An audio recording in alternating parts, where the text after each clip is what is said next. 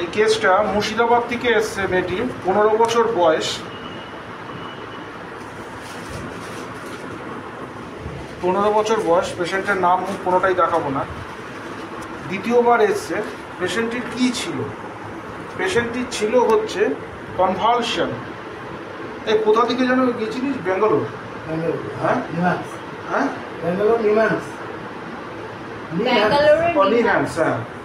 ব্যাঙ্গালোরেও গেছিল। কনভালশন, ওই ভিডিও তো আপনাদের আমি দেখাতে পারবো না। মারাত্মক কনভালশন।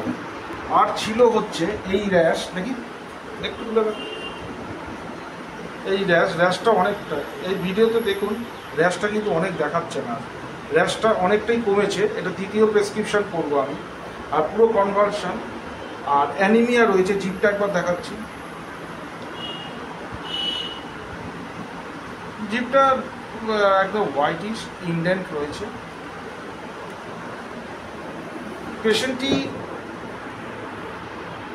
যেরকম আজকে আবার 21 কি যেন জুলাই, মারাত্মক অবস্থা, তাও এরা কষ্ট করে এসছে। এখন এর মধ্যে তো কনভালশন আর হয়নি 2 মাসের মধ্যে। তার সিআরপি তো অনেক ছিল আগের রিপোর্টে। সিআরপি ছিল 11.7, টিএসএইচ 0.173। আমি ওর কনভালশনের জন্য ভিটামিন ডি 15, আমি কনভালশনের জন্য কিছু ইনভেস্টিগেশন করতে দিয়েছিলাম। সব বুঝিয়ে ফেললেন নাকি? কোথায় আমি এখানে যদিও নোট করেছি, তবু একবার ইনভেস্টিগেশনটা দেখি যে আমি কিছু দিয়েছিলাম। যেমন আমি ভেবেছিলাম মেয়েটির অন্য কিছু আমি দেখিনি, টিটেনি নয় তো, আমি এইটা সাসপেক্ট করে আমি কিছু ইনভেস্টিগেশন দিয়েছিলাম ওকে। এখানে দিয়েছিলাম state x-ray of PNS paranasal sinus, blood for calcitonin and প্যারাথর্মন।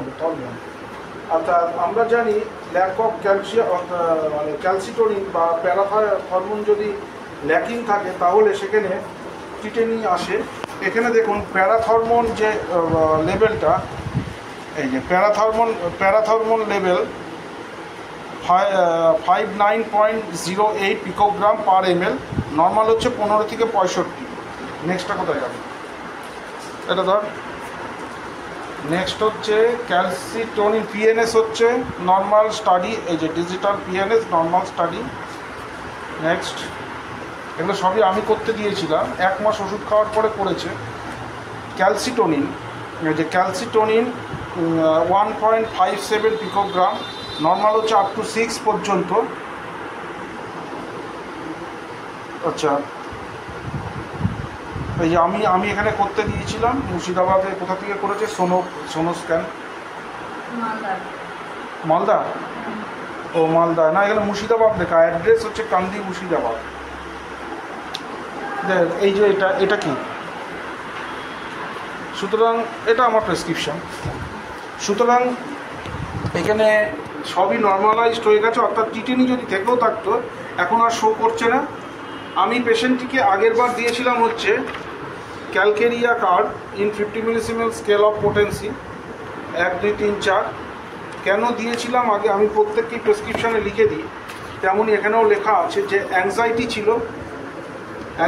ছিল, তারপর হচ্ছে কোম্পানি ডিজায়ার ছিল, সিম্প্যাথি ফর আদার ছিল, উইপিং ডিসপোজিশন তেমন ছিল, আর সেন্সেশন অফ হিট, আর হচ্ছে কনস্টিপেশন, এগুলো ছিল। এখন পেশেন্টটির সবসময় যে চিলি পেশেন্ট, আপনারা রেপার্টরি দেখলে দেখতে পাবেন যে sensation two hit,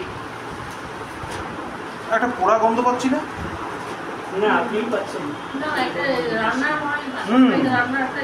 sensation of হিটেও calcarea carb 2nd degree follow করে, 2nd গ্রেড। তো আমি পেশেন্টটি ভালো আছে, সব দিক দিয়ে উন্নতি, অর্থাৎ কনস্টিপেশন আর নেই, এপিলেপটিক যে প্রবলেমটা সেটাও আর নেই। সেই জন্য ক্যালকিয়া কার্ভ ইন 50 মিলিসিমেল স্কেলে আমি 5, 6, 7, 8 আমি দিয়েছি, মানে 0/5, 6, 7, 8 আমি দিয়েছি। একইভাবে যেমন খেতে বলি প্রতিদিন একটা করে। তবে পেশেন্টটি এখন ভালোই আছে মোটামুটি।